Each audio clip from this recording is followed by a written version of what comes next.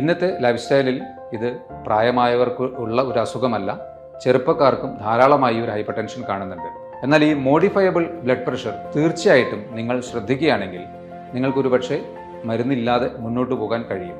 നിങ്ങൾക്ക് ഈ ഒരു ഹൈപ്പർ ടെൻഷൻ മരുന്ന് കഴിക്കുന്നവർക്കും അഥവാ ചെറിയ രീതിയിൽ ഹൈപ്പർ ടെൻഷനുള്ള ഒരു ഗ്രൂപ്പ് ഓഫ് വ്യക്തികൾ മരുന്ന് കഴിക്കാതെ ഇതിനെ മാനേജ് ചെയ്യണം എന്ന് ആഗ്രഹിക്കുന്നവർക്കും വേണ്ടിയിട്ടുള്ളതാണ് ഈ വീഡിയോ.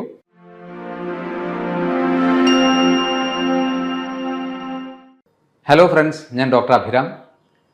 ഏകദേശം ഒരു 30 വർഷം മുന്നേയൊക്കെ ഒരു 60 വയസ്സിന് മുകളിൽ പ്രായമുള്ളവർക്ക് കണ്ടിരുന്ന പല അസുഖങ്ങളും, അതിൽ കൂടുതലും ലൈഫ് സ്റ്റൈൽ അസുഖങ്ങളെന്ന് പറയാം. പ്രധാനമായും diabetes, hyper tension, heart attack അല്ലെങ്കിൽ കൊളസ്ട്രോൾ പ്രശ്നങ്ങൾ, ഇതൊക്കെ ഇന്ന് ശരിക്കും പറഞ്ഞാൽ ഒരു 15, 18, 20 വയസ്സാവുമ്പോഴേക്കൊക്കെ തന്നെ നിങ്ങൾ പലപ്പോഴും പേപ്പറിൽ വായിച്ചിട്ടുണ്ടാവും. 15 വയസ്സായ കുട്ടി കുഴഞ്ഞു വീണ് മരിച്ചു, 20 വയസ്സായ കുട്ടിക്ക് ഹാർട്ട് അറ്റാക്ക് മൂലം മരിച്ചു. ഇതൊക്കെ ഇന്ന് വളരെ കോമൺ ആണ്. പ്രധാന കാരണം നമ്മുടെ ലൈഫ് സ്റ്റൈലിലുള്ള ചേഞ്ചസ് തന്നെയാണ്. ലോകത്തിൽ ഏകദേശം ഒരുപക്ഷെ എല്ലാ ഗ്രൂപ്പിനെയും കണക്കാക്കുകയാണെങ്കിൽ 30% പേരെ ബാധിക്കുന്ന ഒരു പ്രധാന അസുഖമാണ് ഹൈപ്പർ ടെൻഷൻ. നിങ്ങൾക്ക് ഈ ഒരു ഹൈപ്പർ ടെൻഷൻ മരുന്ന് കഴിക്കുന്നവർക്കും അഥവാ ചെറിയ രീതിയിൽ ഹൈപ്പർ ടെൻഷനുള്ള ഒരു ഗ്രൂപ്പ് ഓഫ് വ്യക്തികൾ മരുന്ന് കഴിക്കാതെ ഇതിനെ മാനേജ് ചെയ്യണം എന്ന് ആഗ്രഹിക്കുന്നവർക്കും വേണ്ടിയിട്ടുള്ളതാണ് ഈ വീഡിയോ. ശരിയായ രീതിയിൽ നിങ്ങൾ നിങ്ങളുടെ ലൈഫ് സ്റ്റൈലിൽ കുറച്ച് ചേഞ്ചസ് വരുത്തുകയും നിങ്ങളുടെ ഭക്ഷണക്രമങ്ങൾ ക്രമീകരിക്കുകയും ചെയ്യുകയാണെങ്കിൽ ഒരുപക്ഷെ ഒരു 30 മില്ലിമീറ്റർ വരെ നിങ്ങൾക്ക് അധികമായി നിൽക്കുന്ന ആ ബ്ലഡ് പ്രഷറിനെ നമുക്ക് കുറയ്ക്കാൻ കഴിയും. ഇന്നത്തെ ലൈഫ് സ്റ്റൈലിൽ ഇത് പ്രായമായവർക്ക് ഉള്ള ഒരു അസുഖമല്ല, ചെറുപ്പക്കാർക്കും ധാരാളമായി ഒരു ഹൈപ്പർ ടെൻഷൻ കാണുന്നുണ്ട്. 2 തരത്തിലാണ് നമുക്ക് ഈ ഒരു ഹൈപ്പർ ടെൻഷനെ പ്രാഥമികമായി ഡിഫൈൻ ചെയ്യാൻ പറ്റുന്നത്. ഒന്ന് പ്രൈമറി ഹൈപ്പർ ടെൻഷൻ അല്ലെങ്കിൽ എസെൻഷ്യൽ ഹൈപ്പർ ടെൻഷൻ എന്ന് പറയും. നമ്മുടെ ജീവിതത്തിൻ്റെ ഏതെങ്കിലും ഒരു ഘട്ടത്തിൽ പലതരം ഫാക്ടേഴ്സിനെ കൊണ്ട് ഇത് ഒഴിവാക്കാൻ പറ്റാത്ത ഒരു കാര്യമാണ്. ഏജ് റിലേറ്റഡ് ആയിട്ടൊക്കെ സാധാരണ ഏവർക്കും വരാവുന്ന ചെറിയൊരു പ്രഷർ വേരിയേഷൻ, ഇതാണ് പ്രൈമറി ഹൈപ്പർ ടെൻഷൻ അല്ലെങ്കിൽ എസെൻഷ്യൽ ഹൈപ്പർ ടെൻഷൻ. ഇനി സെക്കൻഡറി ഹൈപ്പർ ടെൻഷൻ എന്നുള്ളത് പെട്ടെന്ന് ഡെവലപ്പ് ചെയ്യുന്ന ഒരു ടൈപ്പ് ഓഫ് ബ്ലഡ് പ്രഷറാണ്, അധികമായ ബ്ലഡ് പ്രഷറാണ്. ഇത് മറ്റ് പല കോ എക്സിസ്റ്റിംഗ് അല്ലെങ്കിൽ ആ വ്യക്തിയിൽ തന്നെ മറ്റ് അസുഖങ്ങൾ നിൽക്കുമ്പോൾ വരാവുന്ന ഒരു പ്രശ്നമാണ്. ഉദാഹരണത്തിന് ഡയബറ്റീസ് ഒരു പ്രശ്നമാവാം, നിങ്ങളുടെ ആന്തരിക അവയവങ്ങൾക്കുള്ള ചില ട്യൂമേഴ്സ്, പ്രത്യേകിച്ച് അഡ്രിനൽ ഗ്ലാൻസിനുള്ള ട്യൂമേഴ്സ് പോലെയുള്ള അസുഖങ്ങൾ ഒരു കാരണമാവാം. നിങ്ങൾ ചില ആൻറ്റി ഡിപ്രസൻസോ അല്ലെങ്കിൽ ഉത്തേജക മരുന്നുകളോ ഒക്കെ കഴിക്കുന്നുണ്ടെങ്കിൽ അതൊരു കാരണമാവാം. അതുപോലെ തന്നെ നിങ്ങളുടെ ശ്വാസകോശങ്ങൾക്കുള്ള പ്രശ്നമോ പെയിൻ കില്ലേഴ്സ് കഴിക്കുന്ന ശീലമോ മറ്റ് ഡീജനറേറ്റീവ് അസുഖങ്ങൾ, അതായത് നെർവ് റിലേറ്റഡ് ആയിട്ടുള്ള പ്രശ്നങ്ങളോ അല്ലെങ്കിൽ ഹാർട്ട് റിലേറ്റഡ് ആയിട്ടുള്ള ഡീജനറേറ്റീവ് പ്രശ്നങ്ങൾ ഉണ്ടെങ്കിലൊക്കെ തന്നെ പെട്ടെന്ന് നിങ്ങൾക്ക് ഒരു ഹൈപ്പർ ടെൻഷൻ ഡെവലപ്പ് ചെയ്യാനുള്ള സാധ്യതയുണ്ട്. ഇതാണ് സെക്കൻഡറി ഹൈപ്പർ ടെൻഷൻ. ഇതിൽ തന്നെ ചിലത് മോഡിഫയബിൾ ആണ്, അതായത് നമുക്ക് ചില മാർഗങ്ങൾ ഒന്ന് ശ്രദ്ധിച്ചു കഴിഞ്ഞാൽ നിങ്ങൾക്ക് നല്ലതുപോലെ നിങ്ങളുടെ ബ്ലഡ് പ്രഷറിനെ, കൂടി നിൽക്കുന്ന ബ്ലഡ് പ്രഷറിനെ കുറയ്ക്കാൻ കഴിയും. ആ ഒരു ഗ്രൂപ്പിനെ പറ്റിയാണ് ഞാൻ കൂടുതൽ സ്ട്രെസ് ചെയ്ത് ഇന്ന് പറയുന്നത്. എന്നാൽ വേറൊരു ഗ്രൂപ്പ് നോൺ മോഡിഫയബിൾ ആണ്. പ്രത്യേകിച്ച് ഏജ് റിലേറ്റഡ് ആയിട്ടുള്ള ഒരു ഹൈപ്പർ ടെൻഷൻ ആണെങ്കിലോ അല്ലെങ്കിൽ ജെനറ്റിക് പ്രെഡിസ്പോസിഷൻ, നിങ്ങൾക്ക് ഫാമിലിയിൽ അത്രയും ഒരു ടെൻഡൻസി ഉള്ള ഒരു വ്യക്തിയാണെങ്കിൽ അതിലൊക്കെ നമുക്ക് വ്യത്യാസം വരുത്താവുന്നതിന് ഒരു പരിധിയുണ്ട്. എന്നാൽ ഈ മോഡിഫയബിൾ ബ്ലഡ് പ്രഷർ തീർച്ചയായിട്ടും നിങ്ങൾ ശ്രദ്ധിക്കുകയാണെങ്കിൽ നിങ്ങൾക്കൊരു പക്ഷേ മരുന്നില്ലാതെ മുന്നോട്ട് പോകാൻ കഴിയും. ഒരു കാര്യം ആദ്യമേ പറയട്ടെ, നിങ്ങൾ ഓൾറെഡി ഹൈപ്പർ ടെൻഷന് വേണ്ടി മെഡിസിൻസ് കഴിച്ചുകൊണ്ടിരിക്കുന്ന ഒരു വ്യക്തിയാണെങ്കിൽ ഈ പറയുന്ന മാർഗ്ഗങ്ങൾ നിങ്ങൾ സ്വീകരിക്കാൻ തയ്യാറാണെങ്കിൽ, ശ്രമിച്ചു നോക്കുന്നുണ്ടെങ്കിൽ തീർച്ചയായും ഡോക്ടറുടെ നിർദ്ദേശത്തോടെ കൃത്യമായ മോണിറ്ററിങ്ങിലൂടെ വേണം ആ മരുന്ന് കുറയ്ക്കാനോ അല്ലെങ്കിൽ അതുപോലെയുള്ള കാര്യങ്ങളിലേക്ക് നീങ്ങാനോ. അത് തീർച്ചയായും ശ്രദ്ധിക്കണം. അല്ലാതെ നിങ്ങളുടെ ഇഷ്ടപ്രകാരം അത് നിർത്താൻ പാടില്ല. ഈ പറയുന്ന കാര്യങ്ങൾ കൃത്യമായി ചെയ്തു നോക്കുക. അതിൽ നിന്ന് നിങ്ങൾക്ക് തീർച്ചയായും കുറവ് കിട്ടും, അത് ഉറപ്പാണ്. ആ കുറവ് കിട്ടുന്നതിനനുസരിച്ചിട്ട് ഡോക്ടറുടെ നിർദ്ദേശപ്രകാരം ബാക്കി പ്രൊസീജിയേഴ്സിലേക്ക് പോകാം. ഓക്കെ, ഈ മോഡിഫയബിൾ ഫാക്ടേഴ്സ്, ബ്ലഡ് പ്രഷറിനെ നിയന്ത്രിക്കാനുള്ള മോഡിഫയബിൾ ഫാക്ടേഴ്സിനെ പരിശോധിക്കുകയാണെങ്കിൽ ഏറ്റവും കോമൺ ആയിട്ട് നിങ്ങൾക്ക് എല്ലാവർക്കും അറിയുന്ന കാര്യം തന്നെയാണ് അമിതമായ ഉപ്പിൻ്റെ ഉപയോഗം. അതുപോലെ തന്നെ പൊട്ടാസ്യത്തിൻ്റെ കുറവ് ഇൻടേക്കും. ഇത് രണ്ടും പ്രധാന കാരണങ്ങളാണ്. ഇനി നിങ്ങൾക്ക് അധികമായി സ്ട്രെസ്സുള്ളൊരു വ്യക്തിയാണെങ്കിൽ, നിങ്ങൾക്ക് അമിത ഭാരമുണ്ടെങ്കിൽ, നിങ്ങൾ ആൽക്കഹോൾ അല്ലെങ്കിൽ സ്മോക്കിംഗ് അത്തരത്തിലുള്ള അഡിക്ഷൻസ് ഉള്ളൊരു വ്യക്തിയാണെങ്കിൽ, നിങ്ങൾ അമിതമായി മരുന്നുകൾ ഉപയോഗിക്കുന്ന ഒരു വ്യക്തിയാണെങ്കിൽ, അതുപോലെ ലാക്ക് ഓഫ് എക്സസൈസ് പ്രധാന കാരണമാണ്. നിങ്ങൾ ശരിക്കും പറഞ്ഞാൽ ഏതൊരവസരത്തിലും കുറച്ചെങ്കിലും നിങ്ങൾക്കൊരു സമയം കിട്ടുമ്പോൾ ഒരു മൂവ് അറൗണ്ട് ചെയ്യാൻ പറ്റുമെങ്കിൽ എപ്പോഴും അത് ചെയ്തുകൊണ്ടിരിക്കുക. ഇപ്പോൾ പറയപ്പെടുന്നത് sitting is the current smoking എന്നുള്ളതാണ്. അധിക നേരം ഇരിക്കുന്നത് ഒരുപക്ഷെ സ്മോക്കിങ്ങിനേക്കാൾ കൂടുതൽ നിങ്ങൾക്ക് ദോഷം ചെയ്യുന്നു. ഇത് പലരും ആലോചിക്കാത്തൊരു കാര്യമാണ്. എല്ലാവരും റിലാക്സ്ഡ് ആയിട്ട് വീട്ടിൽ നിന്ന് നേരെ വണ്ടികളിൽ കയറുന്നു, ഓഫീസിൽ നിന്നും വീണ്ടും ചെയറിലിരിക്കുന്നു. ഈ ഒരു മോഡ് തീർച്ചയായിട്ടും മാറ്റണം. നിങ്ങൾക്ക് ഒരു 5-10 മിനിറ്റ് കിട്ടുമ്പോൾ കുറച്ചെങ്കിലും എഴുന്നേറ്റ് നടക്കാൻ നിങ്ങൾ തീർച്ചയായിട്ടും ശ്രദ്ധിക്കുക. ഇതൊക്കെയാണ് മോഡിഫയബിൾ അല്ലെങ്കിൽ നിങ്ങൾക്ക് വ്യത്യാസങ്ങൾ വരുത്തി ബ്ലഡ് പ്രഷർ കുറയ്ക്കാൻ സഹായിക്കുന്ന ഘടകങ്ങൾ. ഇനി അതിൻ്റെ ഡീറ്റെയിൽസിലേക്ക് പോകാം. എങ്ങനെ നിങ്ങൾക്ക് നിങ്ങളുടെ ബ്ലഡ് പ്രഷർ ഒരു പക്ഷേ ഒരു 30 മില്ലിമീറ്റർ വരെ കുറയ്ക്കാൻ സഹായിക്കുമെന്ന് നോക്കാം. പ്രധാനമായി ഏതൊരു വ്യക്തിയും പ്രഷർ കൂടിയെന്നറിഞ്ഞാൽ ആദ്യം ചെയ്യുന്നത് ഉപ്പ് കുറയ്ക്കണം എന്നുള്ള ഒരു ചിന്ത മനസ്സിലേക്ക് വരുന്നു. ഡോക്ടറും അത് തന്നെ പറയുന്നു. ശരി തന്നെയാണ്.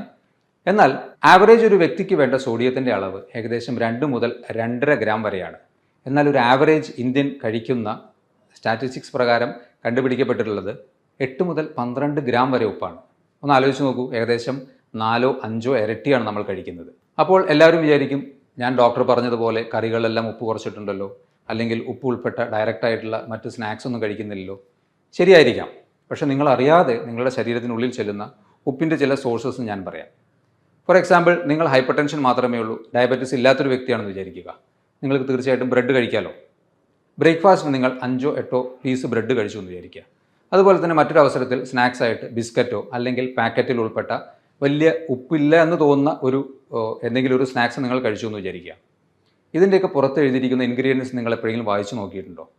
എല്ലാത്തിലും ഒരു ടേസ്റ്റ് മേക്കറായിട്ട് മെയിൻ ഇൻഗ്രീഡിയൻറ്റ് സോൾട്ട് തന്നെയാണ്. ഒരു ബ്രെഡ് പ്ലസ് അതിൻ്റെ കൂടെ ബട്ടർ കഴിച്ചു, അത് സോൾട്ടഡ് ബട്ടർ ആണെങ്കിൽ നിങ്ങളറിയാതെ അത്രയും ഉപ്പ് നിങ്ങളുടെ ഉള്ളിൽ ചെന്നു. നമ്മളൊരു പാർക്കിലോ അല്ലെങ്കിൽ ഈവനിങ് ഒരു ബീച്ചിലൊക്കെ പോകുമ്പോൾ വളരെ നിരുപദ്രവകരം എന്ന് കരുതുന്ന ഹൈപ്പർ ടെൻഷനുള്ള ഒരു വ്യക്തിക്കാണ് ഞാൻ പറയുന്നത്, നിലക്കടല വാങ്ങി കഴിക്കുന്നു. ആ ഉപ്പിൽ വറുത്തതുകൊണ്ട് മാത്രമാണ് അതിന് അത്രയും ടേസ്റ്റ്. ആ ഉപ്പ് നിങ്ങളുടെ ഉള്ളിൽ ചെല്ലുന്നു. ഇതുപോലെ പാക്കറ്റിൽ വരുന്ന എല്ലാ ഭക്ഷണങ്ങൾക്കും ഈ ഉപ്പ് ഒരു പ്രധാന ഘടകമാണ്. അതുപോലെ തന്നെ നിങ്ങൾ ഒരു ഹോസ്റ്റലിൽ താമസിക്കുന്ന വ്യക്തിയോ അല്ലെങ്കിൽ അത്യാവശ്യത്തിന് പുറമേ നിന്ന് ഭക്ഷണം ഹോട്ടലിൽ നിന്ന് വാങ്ങി കഴിക്കുന്ന ഒരു വ്യക്തിയാണെങ്കിൽ ഉറപ്പിച്ചോളൂ, നിങ്ങൾ വീട്ടിലിടുന്നതിൻ്റെ ഇരട്ടി ഉപ്പ് അതിലുണ്ടാവും. കാരണം ആ ഒരു ടേസ്റ്റിന് ആ ഒരു ഉപ്പ് മെയിൻ ഒരു ടേസ്റ്റ് മേക്കറാണ്. അതുകൊണ്ട് പുറമേ നിന്നുള്ള ഭക്ഷണം മാക്സിമം ഒഴിവാക്കുക. ഇത്തരത്തിൽ നിങ്ങൾ അറിയാതെ ഉള്ളിൽ ചെല്ലാൻ സാധ്യതയുള്ള ഉപ്പിൻ്റെ അളവ് മാക്സിമം കുറയ്ക്കുക. ഇതുപോലെ ആവറേജ് ഹൈപ്പർ ടെൻഷനുള്ള ഒരു വ്യക്തി ഏകദേശം 8 ഗ്രാമോളം ഉപ്പ് ഉള്ളിൽ ചെല്ലുന്നുണ്ട് എന്ന് കരുതുക. ആ വ്യക്തിക്ക് 1 ഗ്രാം ഉപ്പ് കുറയ്ക്കാനായാൽ ബ്ലഡ് പ്രഷർ 5 മില്ലിമീറ്ററോളം കുറയും. അതാണ് അതിൻ്റെ യാഥാർത്ഥ്യം. അപ്പോൾ അതുകൊണ്ട് ഉപ്പ് നിങ്ങൾ മാക്സിമം ഇത്തരത്തിലുള്ള സോഴ്സുകളിൽ നിന്ന് മാക്സിമം കുറയ്ക്കാൻ ശ്രമിക്കുക. ഇതിൻ്റെ കൂടെ ഉപ്പിനെ കൗണ്ടർ ചെയ്യുന്ന വേറൊരു എലമെൻ്റാണ് പൊട്ടാസ്യം. ഇത് ശരിക്കും ഒരു വ്യക്തിക്ക് പെർ ഡേ വേണ്ടത് 4 മുതൽ 4.5 ഗ്രാമാണ്. എന്നാൽ നമ്മൾ ഏതൊരു വ്യക്തിയും പൊട്ടാസ്യം കഴിക്കുന്നത് വളരെ കുറവും ഉപ്പ് കഴിക്കുന്നത് വളരെ കൂടുതലുമാണ്. പൊട്ടാസ്യത്തിൻ്റെ മാക്സിമം ഇൻടേക്ക് ഒരു ആവറേജ് സ്റ്റാറ്റിസ്റ്റിക്സിൽ 1-2 ഗ്രാമാണ്. അപ്പോൾ നിങ്ങൾ പൊട്ടാസ്യത്തിൻ്റെ അളവ് കൂട്ടുക. അതിന് ഏറ്റവും സിംപിളസ്റ്റ് ആയിട്ടുള്ള ഒരു സോഴ്സ് നേന്ത്രപ്പഴം കഴിക്കുക എന്നുള്ളതാണ്. അത് മാത്രം കഴിച്ചാൽ തന്നെ 1-2 നേന്ത്രപ്പഴം, ഒരു മീഡിയം സൈസ് നേന്ത്രപ്പഴം നിങ്ങൾ കഴിക്കുകയാണെങ്കിൽ 420 മില്ലിഗ്രാമോളം പൊട്ടാസ്യം അതിൽ നിന്ന് നിങ്ങൾക്ക് കിട്ടും. 1-2 നേന്ത്രപ്പഴം കഴിക്കാൻ പറ്റിയാൽ അതിൽ തന്നെ ഈ ഉപ്പിൻ്റെ എഫക്റ്റിനെ കൗണ്ടർ ചെയ്യാനുള്ള പൊട്ടാസ്യം നമുക്കായി. അങ്ങനെ ചെയ്യുകയാണെങ്കിൽ നിങ്ങൾക്ക് വീണ്ടും 4-5 മില്ലിമീറ്റർ മെർക്കുറി ഓഫ് പ്രഷർ കുറയ്ക്കാൻ കഴിയും. പൊട്ടാസ്യം ഉള്ളിൽ ചെല്ലാനുള്ള ഒരു മാർഗ്ഗം ഞാൻ പറഞ്ഞു. ഇനി നിങ്ങൾക്ക് ഉപ്പ് കൂടിയേ തീരൂ അല്ലെങ്കിൽ അതിൻ്റെ ഒരു ടേസ്റ്റ് അത്യാവശ്യമാണെന്ന് തോന്നുകയാണെങ്കിൽ മറ്റ് ശാരീരിക പ്രശ്നങ്ങളും ഒന്നുമില്ലാത്തൊരു വ്യക്തിയാണെങ്കിൽ, അതായത് നിങ്ങളുടെ കിഡ്നിക്കൊന്നും പ്രത്യേകിച്ച് എക്സ്ട്രാ പ്രശ്നമൊന്നും ഇല്ലെങ്കിൽ നിങ്ങൾക്ക് ഇന്ദുപ്പ് മോഡറേറ്റ് ആയിട്ടുള്ള അളവിൽ ഉപയോഗിക്കാവുന്നതാണ്. ഇന്ദുപ്പ് പൊട്ടാസ്യം ക്ലോറൈഡാണ്. അതൊരു മോഡറേറ്റ് ആയിട്ടുള്ള ലെവലിൽ നിങ്ങൾക്ക് ഇന്ദുപ്പ് ഈ സോഡിയം ക്ലോറൈഡിന് പകരം സബ്സ്റ്റിറ്റ്യൂട്ട് ചെയ്യാം. അപ്പോൾ ആ ഉപ്പിൻ്റെ ടേസ്റ്റ് അത്യാവശ്യം കിട്ടുകയും ചെയ്യും. അതുപോലെ സോഡിയത്തിൻ്റെ സൈഡ് എഫക്ട്സ് അല്ലെങ്കിൽ ബാഡ് എഫക്ട്സ് ഉണ്ടാവുകയുമില്ല. പക്ഷേ നിങ്ങൾ ഓർമ്മിക്കണം, മറ്റ് അസുഖങ്ങളും ഒന്നും ഇല്ലാത്തൊരു വ്യക്തിക്ക് മാത്രമേ അത് ഉപയോഗിക്കാൻ പാടുള്ളൂ. ഇനി ഹൈപ്പർ ടെൻഷന് ഇന്ന് ഏറ്റവും പ്രചാരത്തിലുള്ള ഒരു ഡയറ്റാണ് ഡാഷ് ഡയറ്റ് എന്നുള്ളത്. ഡാഷ് ഡയറ്റ് എന്നാൽ dietary approach to stop hypertension എന്നുള്ളതാണ്. ഈ ഡയറ്റിൽ വളരെ സിമ്പിളായിട്ടുള്ള നിങ്ങൾക്ക് ചെയ്യാവുന്ന കാര്യങ്ങളാണ്. ഫൈബർ കൂടിയ ഭക്ഷണങ്ങൾ കൂടുതൽ ഉൾപ്പെടുത്തുക, നാരുകൾ അടങ്ങിയ ഭക്ഷണങ്ങൾ കൂടുതൽ ഉൾപ്പെടുത്തുക, ഫ്രൂട്ട്സ് ആൻഡ് വെജിറ്റബിൾസ് കൂടുതൽ ഉൾപ്പെടുത്തുക, അനിമൽ പ്രോട്ടീൻ മാക്സിമം കുറയ്ക്കുക, പ്രത്യേകിച്ച് ഫ്രൈഡ് പ്രോട്ടീൻ. ലീൻ പ്രോട്ടീൻ പിന്നെയും കുറച്ച് ഓക്കെയാണ്, അതായത് ഗ്രിൽഡ് ആയിട്ടുള്ള പ്രോട്ടീൻ കുറച്ചും കൂടി ഓക്കെയാണ്. Fried protein, animal protein maximum avoid ചെയ്യുക. പ്ലാന്റ് പ്രോട്ടീൻ കൂടുതലായിട്ട് ഉൾപ്പെടുത്തുക. റെഗുലർ ആയിട്ടുള്ള എക്സസൈസ് ഉൾപ്പെടുത്തുക. അതുപോലെ തന്നെ കൃത്യമായ ഉറക്കം, സ്ട്രെസ്സ് കുറയ്ക്കാനുള്ള മാർഗ്ഗങ്ങൾ. ഇതാണ് ഒരു ഓവറാൾ ഡാഷ് ഡയറ്റിനെ പറ്റി നോക്കുകയാണെങ്കിൽ നമുക്ക് കിട്ടുന്ന ഒരു പിക്ചർ. അപ്പോൾ ഈ രീതിയിൽ നിങ്ങൾക്ക് പ്രാക്ടീസ് ചെയ്യാൻ പറ്റുകയാണെങ്കിൽ വീണ്ടും നിങ്ങൾക്ക് നല്ല രീതിയിൽ നിങ്ങളുടെ ഹൈപ്പർ ടെൻഷനെ കുറയ്ക്കാൻ പറ്റും. അടുത്തത്, നിങ്ങൾക്ക് ഒമേഗ 3 ഫാറ്റി ആസിഡ്സ് ഉൾപ്പെട്ട ഭക്ഷണങ്ങൾ കൂടുതൽ ഉൾപ്പെടുത്താൻ പറ്റുകയാണെങ്കിൽ, പ്രത്യേകിച്ച് ഫിഷ് ഓയിൽ അല്ലെങ്കിൽ ഫ്ലാക്സ് സീഡ്, ലിൻസീഡ് അത്തരത്തിലുള്ള സീഡ് ഓയിൽസോ അല്ലെങ്കിൽ സൺഫ്ലവർ സീഡ് ഓയിൽ ഇതൊക്കെ കൂടുതലായിട്ട് ഉൾപ്പെടുത്താൻ പറ്റുമെങ്കിൽ നിങ്ങൾക്ക് വീണ്ടും ഒരു പരിധിവരെ നിങ്ങളുടെ ഹൈപ്പർ ടെൻഷനെ കുറയ്ക്കാൻ പറ്റും. അതെല്ലാം മോഡറേറ്റ് ആയിട്ടുള്ള ലെവലിൽ നിങ്ങൾ ഉൾപ്പെടുത്തുക. അതുപോലെ മഗ്നീഷ്യം കൂടുതലായിട്ടുള്ള ഭക്ഷണങ്ങൾ, ഒമേഗ 3 ഫാറ്റി ആസിഡ്സും മഗ്നീഷ്യം കൂടുതലായിട്ടുള്ള ഭക്ഷണങ്ങൾ ഉൾപ്പെടുത്തിയാൽ നിങ്ങൾക്ക് വീണ്ടും നിങ്ങളുടെ ഹൈപ്പർ ടെൻഷനെ കുറയ്ക്കാം. അടുത്ത പ്രധാന വില്ലൻ ആരാണ്? ഒബേസിറ്റി അഥവാ പൊണ്ണത്തടി തന്നെയാണ്. ഒരു 170 സെൻറ്റിമീറ്റർ ഹൈറ്റുള്ള ഒരു വ്യക്തി, അദ്ദേഹത്തിന് ആവറേജ് വേണ്ടത് ഒരു 68 മുതൽ 72 കിലോ ഭാരമാണെന്ന് വിചാരിക്കുക. പക്ഷേ ആ വ്യക്തിക്ക് ഒരു 90 അല്ലെങ്കിൽ 95 കിലോ ഉണ്ട്, പ്ലസ് അദ്ദേഹം ഹൈപ്പർ ടെൻസീവുമാണ്. തീർച്ചയായിട്ടും ഹൈപ്പർ ടെൻഷൻ വരാനുള്ള സാധ്യത എത്രയോ കൂടുതലാണ് ഭാരം കൂടുന്നതിനനുസരിച്ചിട്ട്. ഈ 95 കിലോ ഉള്ള ഒരു വ്യക്തി ആവറേജ് 72 കിലോ ആണ് വേണ്ടതെങ്കിൽ 1 കിലോ വെയിറ്റ് കുറയ്ക്കാൻ പറ്റുകയാണെങ്കിൽ ഏകദേശം 1 മില്ലിമീറ്ററോളം ഹൈപ്പർ ടെൻഷൻ നിങ്ങൾക്ക് കുറയ്ക്കാം. ഒരു 10 കിലോ കുറയ്ക്കാൻ പറ്റുകയാണെങ്കിൽ ഒരു 180ലാണ് നിങ്ങളുടെ പ്രഷർ നിൽക്കുന്നതെങ്കിൽ അത് 170ലേക്ക് എത്തിക്കാം. വീണ്ടും ഒരു 10 കിലോ കുറയ്ക്കുകയാണെങ്കിൽ വീണ്ടും ഒരു 170ലേക്ക് എത്തിക്കാം. വളരെ സിമ്പിളായിട്ടുള്ള മെത്തേഡാണ്. ഒന്ന്, നിങ്ങളുടെ മനസ്സ് മാത്രം മതി അതിൽ. ഈ തടി കുറയ്ക്കാൻ വേണ്ടിയിട്ടുള്ള കുറച്ച് മാർഗ്ഗങ്ങൾ അവലംബിച്ചാൽ ഹൈപ്പർ ടെൻഷൻ നല്ലതുപോലെ കുറയും എന്നാണ് പഠനങ്ങൾ പറയുന്നത്. അടുത്തത്, ഇന്നത്തെ ഒരു ഫാസ്റ്റ് ലൈഫിൽ ഒട്ടുമിക്ക പേർക്കും പറ്റാത്ത ഒരു കാര്യമാണ് എക്സസൈസ്. റെഗുലറായിട്ടുള്ള എക്സസൈസ് നിങ്ങൾക്ക് ചെയ്യാൻ പറ്റുകയാണെങ്കിൽ മിനിമം 30 മിനിറ്റ്സ് പെർ ഡേ അല്ലെങ്കിൽ ഓൾട്ടർനേറ്റ് ഡേയ്സിൽ ഒരു 40 മിനിറ്റ്സ് എങ്കിലും നിങ്ങൾക്ക് ഒരു മോഡറേറ്റ് ടു സിവിയർ അല്ലെങ്കിൽ വിഗറസ് എക്സസൈസ് ചെയ്യാൻ പറ്റുമെങ്കിൽ നല്ലതുപോലെ ഹൈപ്പർ ടെൻഷനെ കുറയ്ക്കാൻ പറ്റും. പക്ഷേ എപ്പോഴാണോ നമ്മൾ അത്തരത്തിലുള്ളൊരു എക്സസൈസ് ചെയ്യുമ്പോൾ നിങ്ങൾക്ക് എന്തെങ്കിലും ഒരു അസ്വാസ്ഥ്യം തോന്നുന്നത് ആ സ്റ്റേജിൽ വെച്ച് അത് നിർത്തുക. പിന്നീട് അത് കണ്ടിന്യൂ ചെയ്ത് കുറയ്ക്കാൻ വേണ്ടി ശ്രമിക്കരുത്. കാരണം നമ്മുടെ ആന്തരിക അവയവങ്ങളുടെ ഒരു അവസ്ഥ നമുക്കറിയില്ല പലപ്പോഴും, പ്രത്യേകിച്ച് ഹാർട്ടിൻ്റെയൊക്കെ. ചിലപ്പോൾ അമിതമായ പ്രഷർ അല്ലെങ്കിൽ ഒരു സ്ട്രെസ് ഹാർട്ടിന് വരുമ്പോൾ ചിലപ്പോൾ അത് കൈവിട്ട് പോയേക്കാം. അതുകൊണ്ട് നോക്കി മെല്ലെ മെല്ലെ ഒരു 10 മിനിറ്റ് 20 മിനിറ്റ് കൂട്ടി കൊണ്ടുവന്ന് അരമണിക്കൂർ ആവറേജ് നിങ്ങൾക്ക് എക്സസൈസ് ചെയ്യാൻ പറ്റുമെങ്കിൽ നിങ്ങൾ വെറുതെ നടന്നാലും മതി.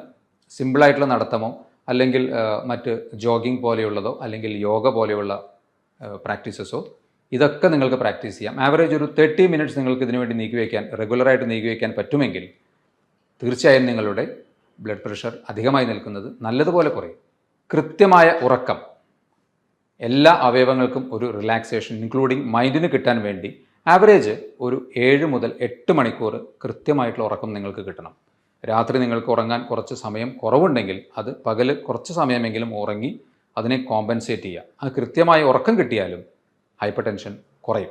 അഡിക്ഷൻസ് എന്തോ ആയിക്കോട്ടെ, ചായ, കാപ്പി, ആൽക്കഹോൾ, സ്മോക്കിംഗ്, ഏതൊന്നും നിങ്ങൾ ഒരു അഡിക്ഷൻ്റെ സ്റ്റേജിലേക്ക് പോയിട്ടുണ്ടെങ്കിൽ അതിനെ കംപ്ലീറ്റ് കട്ട് ചെയ്യുക. സംശയമേ വേണ്ട, നമുക്ക് നമ്മുടെ ഹെൽത്ത് തന്നെയാണ് പ്രധാനം, അല്ലാതെ ആ സ്മോക്കിങ്ങിലൂടെ കിട്ടുന്ന ഒരു ടേസ്റ്റ് അല്ല എന്ന് ഒരു ഓർമ്മ ഉണ്ടെങ്കിൽ തീർച്ചയായും ഇന്നു മുതൽ തന്നെ നിങ്ങൾ അഡിക്ഷൻസ് എന്തുണ്ടെങ്കിലും അത് കട്ട് ചെയ്യുക. നല്ലതുപോലെ നിങ്ങളുടെ ഹൈപ്പർ ടെൻഷൻ കുറയും. ഹൈപ്പർ ടെൻഷൻ്റെ ഒരു പ്രധാന കാരണമായി പറയുന്നത് സ്ട്രെസ് തന്നെയാണല്ലോ. അപ്പോൾ ആ സ്ട്രെസ് കുറയ്ക്കാൻ കുറച്ച് സമയം നിങ്ങൾ എക്സസൈസ് ഒരു നല്ല മാർഗ്ഗമാണ്. ഫിസിക്കലി റിലാക്സ്ഡ് ആകുമ്പോൾ മൈൻഡ് ഓട്ടോമാറ്റിക്കലി നല്ലതുപോലെ റിലാക്സ്ഡ് ആവും. അതുപോലെ തന്നെ യോഗ അല്ലെങ്കിൽ മെഡിറ്റേഷൻ പോലെയുള്ള സിമ്പിൾ ടെക്നിക്സ് പ്രാക്ടീസ് ചെയ്താലും നിങ്ങൾക്ക് സ്ട്രെസ് കുറയ്ക്കാൻ പറ്റും. ഈ ഒരു കാര്യം മറക്കാതെ അപ്പോൾ അതും ചെയ്യുക. ഇനി അതുപോലെ തന്നെ ഭക്ഷണത്തിൽ ജങ്ക് ഫുഡ്, നേരത്തെ പറഞ്ഞു തന്നെയാണ് ജങ്ക് ഫുഡ്. അതിൽ എടുത്തു പറയുന്ന കാര്യങ്ങൾ, ഒന്ന് ചായ, കാപ്പി, റിഫൈൻഡ് ഷുഗർ ഉൾപ്പെട്ട ഭക്ഷണങ്ങൾ, ഇത് മാക്സിമം കട്ട് ചെയ്യുക. അതുപോലെ തന്നെ ഫ്രൂട്ട്സ് ആൻഡ് വെജിറ്റബിൾസ് മാക്സിമം ഉൾപ്പെടുത്തുക. വെള്ളം നല്ലതുപോലെ കുടിക്കുക. ഫ്രീക്വൻറ്റ് ഇൻ്റർവെൽസിൽ മറക്കാതെ വെള്ളം കുടിച്ചുകൊണ്ടിരിക്കുക. ഇത്രയും കാര്യങ്ങൾ ജനറലായിട്ട് ചെയ്തു കഴിഞ്ഞാൽ ഉറപ്പാണ് നിങ്ങളുടെ ബ്ലഡ് പ്രഷർ ഏകദേശം ഒരു 20 മുതൽ 30 മില്ലിമീറ്റർ വരെ കുറയുമെന്നുള്ളത്. കൂടി നിൽക്കുന്ന ഒരു വ്യക്തിക്ക് ഇത് പരീക്ഷിച്ച് നോക്കാവുന്നതാണ്, തീർച്ചയായിട്ടും കുറയും. ഹൈപ്പർ ടെൻഷനുള്ള ഒട്ടനവധി വ്യക്തികൾക്ക് ഇത്രയും ഇൻഫർമേഷൻസ് തീർച്ചയായും യൂസ്ഫുൾ ആയിരിക്കും. ഇതുപോലെ മറ്റൊരു ഹെൽത്ത് ടോപ്പിക്കുമായി വീണ്ടും കാണാം. ബൈ.